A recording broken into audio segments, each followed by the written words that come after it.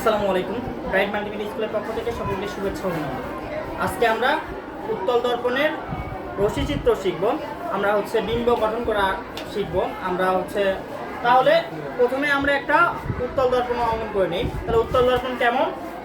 তাহলে আমরা জানি আগে উত্তল দর্পণের সংজ্ঞাতেও পড়ে আছি যে দর্পণের ভেতরে যে ভেতরে পাওয়ার লাগানো থাকে এবং বাইরের পৃষ্ঠটা মসৃণ, সেটা এবং আলো নিয়মিত প্রতিফলন ঘটে, সেটা আমরা জানি উত্তল দর্পণ। তাহলে একটা উত্তল দর্পণ আঁকি। তাহলে উত্তল দর্পণ, এইটা উত্তল দর্পণ। তাহলে ভিতরে পাওয়ার লাগানো থাকবে।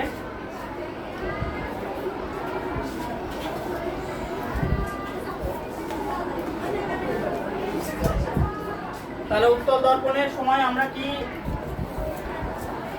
টান দিয়ে রাখবো। তাহলে এটা মেরু। এটা কি মেরু? আমরা জানি যে গোলীয় দর্পণ, যে গোলকের অংশবিশেষ তার কেন্দ্র বক্রতার কেন্দ্র। তার কেন্দ্রটা কি?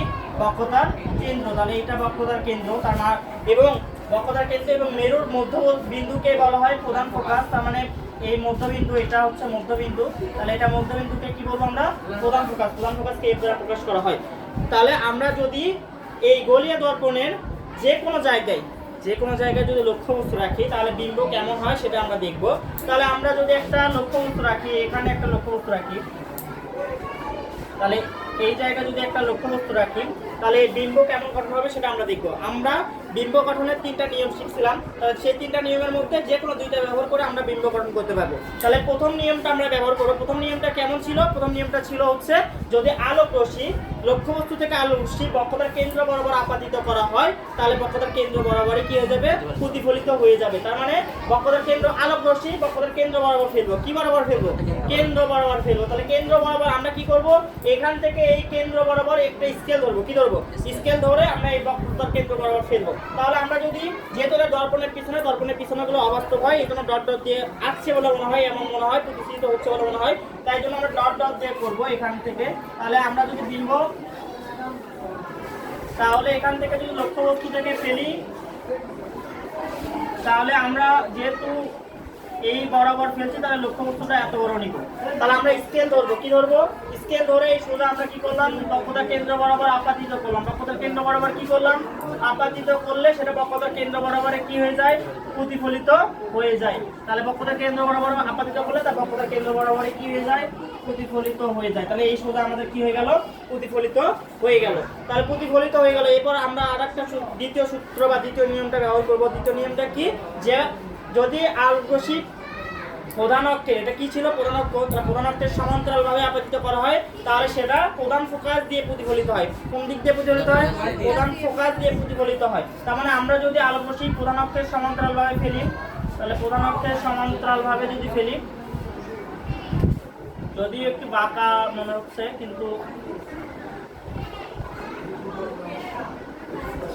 তাহলে প্রধান অক্ষের কিভাবে ফেললাম? সমান্তরালভাবে ফেললাম। প্রধান অক্ষের কিভাবে ফেললাম? সমান্তরালভাবে ফেললাম। এই সোজা স্কেল ধরবো আমরা।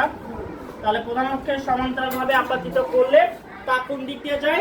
প্রধান ফোকাস দিয়ে যায়। যেহেতু প্রধান ফোকাসটা দর্পণের পিছনে, তার মানে প্রধান ফোকাস থেকে আসছে বলে মনে হবে। প্রধান ফোকাস থেকে কি বলে মনে হবে? আসছে বলে মনে হবে। তাহলে প্রধান ফোকাস থেকে আমরা আসছে বলে মনে হবে, এরকম মনে হবে। তাহলে আমরা এই সোজা কি করব? একটা স্কেল ধরবো। এই সোজা কি করব? স্কেল ধরে আমরা কি করে দিব? প্রতিফলিত করে দিব। কি করে দিব? প্রতিফলিত করে দিব। তাহলে প্রতিফলন হইল। এটা কি হইল? প্রতিফলন। তাহলে প্রতিফলন রশ্মি, দেখো এটা একটা প্রতিফলিত রশ্মি, এটা একটা প্রতিফলিত রশ্মি। তাহলে প্রতিফলিত রশ্মি কি দর্পণের এই পাশে কোথাও মিলিত হয়েছে? মিলিত হয়নি। তার মানে বিপরীত পাশ থেকে দেখো এই বিন্দু থেকে আসছে বলে মনে হচ্ছে। এই বিন্দু থেকে কি বলে মনে হচ্ছে? আসছে বলে মনে হচ্ছে। তার মানে বিপরীত পাশে মিলিত হলে সেটা কি হয়? অবাস্তব বিম্ব গঠন করে। কি বিন্দু? অবাস্তব। তার মানে এখান থেকে এই যেখানে আমাদের লক্ষ্যবস্তু সেট করলো, মানে আমাদের যেখানে প্রতিফলিত রশ্মি যেখানে সেট করে, সেই ছেদবিন্দু থেকে প্রধান অক্ষের উপর একটা লম্ব টানতে হয়। কি টানতে হয়? তাহলে এখান থেকে একটা লম্ব টানবো। তাহলে এই লম্বই কি? এই লক্ষ্যবস্তুর বিম্ব। এই লক্ষ্যবস্তুর কি?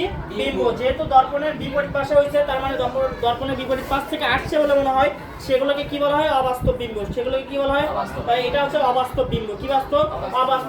অবাস্তব। এবং কি বিম্ব গঠিত হয়েছে দেখো তো। এটা লক্ষ্যবস্তু বড় ছিল আর বিম্ব কতটুকু হয়েছে? ছোট হয়েছে, তাই হয়েছে না? তার মানে আমরা যদি এটা আকার বিশ্লেষণ করি, এমনিতে আমরা যদি কি প্রথমে আকৃতিটা দেখবো। কি দেখবো? আকৃতি। তাহলে আকৃতি কেমন হয়েছে দেখো তো।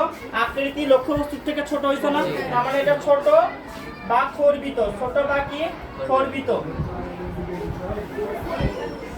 তাহলে ছোট বা কি খর্বিত। তারপরে কি প্রকৃতি,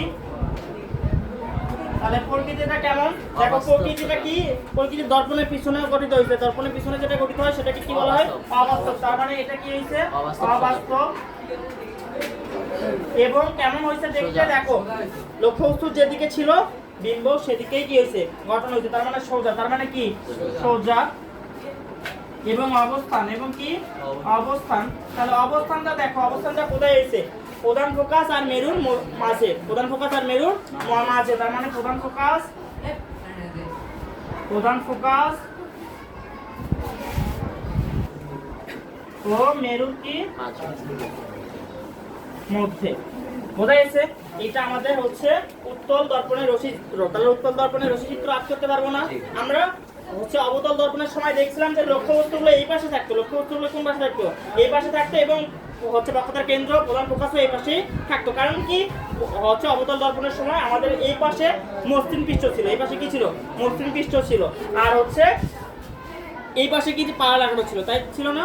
এই ক্ষেত্রে আমাদের মনে রাখবা যে উত্তল দর্পণের সময় এই পাশে কিন্তু প্রধান অক্ষ হবে না, মানে প্রধান ফোকাস হবে না, বক্রতার কেন্দ্র হবে না। বক্রতার কেন্দ্র আমরা বলে দিচ্ছি হচ্ছে গোলীয় দর্পণ যে গোলকের অংশবিশেষ তার কেন্দ্রই হচ্ছে কি বক্রতার কেন্দ্র, আর বক্রতার কেন্দ্র এবং মেরুর মধ্যবিন্দুকেই বলা হয় প্রধান ফোকাস।